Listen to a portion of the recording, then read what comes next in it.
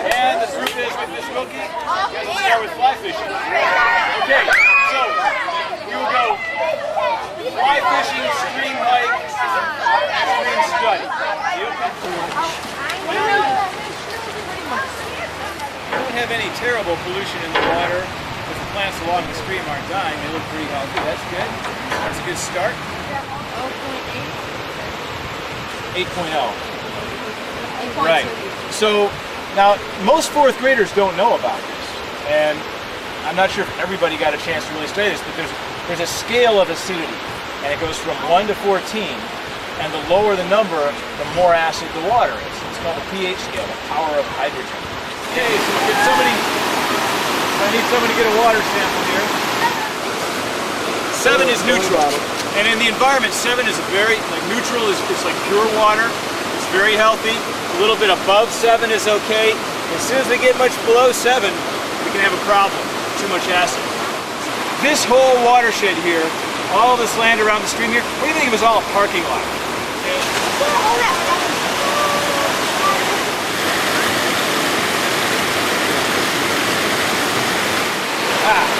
What was the water temperature? It was 57.4. 57.4. Cool.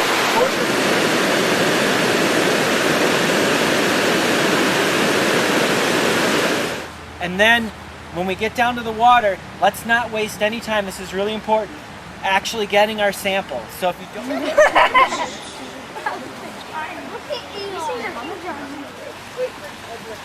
And Eli is taking these clothes. You're too old. Come on, Emma.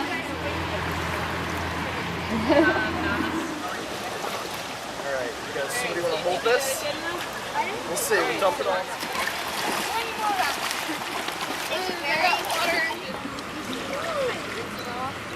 See what else you can find. There's some, I bet there's small little worms. Oh!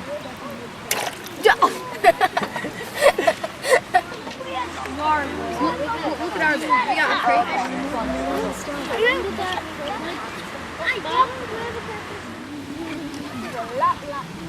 Crayfish! This is so tiny! We have a crayfish and a baby crayfish. Alex! This is so cute! So tiny! Alex, can you see him? Right over here. Okay. Now I know from talking, but it's either a alder fly or a Dobson fly, and what's really neat about this thing, it just looks like it means business, right? There's another neat one in here that I'm actually not going to handle because it's very fragile, but I'm going to show you a mayfly.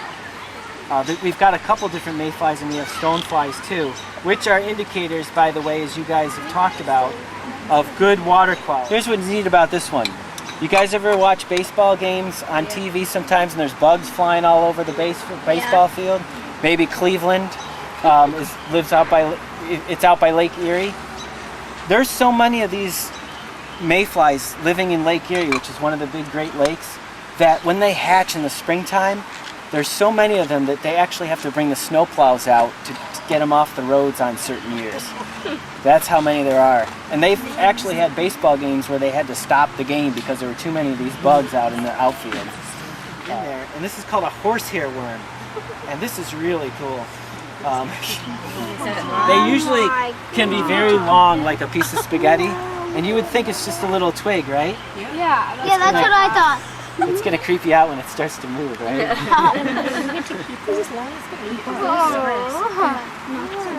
I remember one time, actually, I was taking a shower at the camp. This is a gross story, but you guys might find it interesting. And next time you're going in a place that has a low drain, sometimes they'll actually be in the drain. And so I was taking a shower and I looked down and there were a bunch of these worms trying to come up through the drain where my feet were. Yeah, so you better think twice next time you're taking a shower. The worms were in there. It's pretty gross. They can move pretty fast, I don't know. And so when we talk about types of animals, does anyone know what this is considered, often referred to? A bug. Well, it's not an insect. What'd you learn in science? Yeah. Crustacean. Yeah, very good. Crustacean. Nice work. I wasn't sure if somebody would know that, so nice work. It's a crustacean, just like a lobster, a shrimp.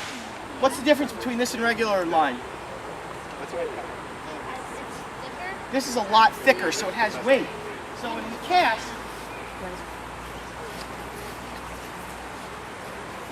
we cast, we're using the line and the rod to cast our line out. So you all get a chance to do this. It's pretend. Some of those bigger things, so crayfish, I know. Where it is. I'll be in there. So crayfish, so you can see it's got kind of leggy things. It's got kind of puffs that look sort of like they'd be claws. It's got little, when they hatch and they live on top of the water. So,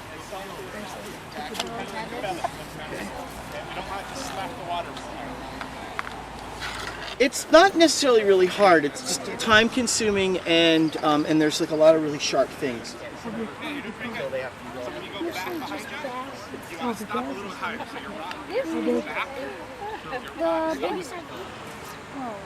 there are a lot of different systems and all different waters. So bass season. So I want to have a show of hands from everybody. How many people think that the habitat around Buttermilk Creek right now is pretty good and it's going to protect the water quality? All right. I think that's 1 point for doing the release here. All right, how many people think the water quality? We looked at the temperature. We looked at the acidity.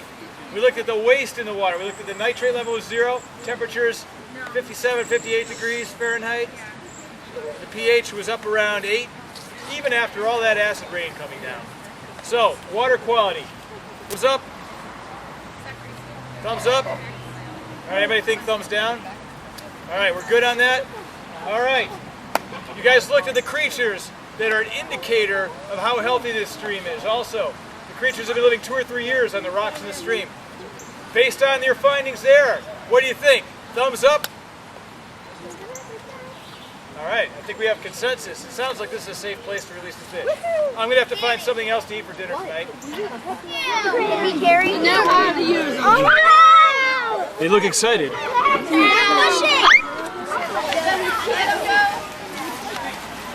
On this path.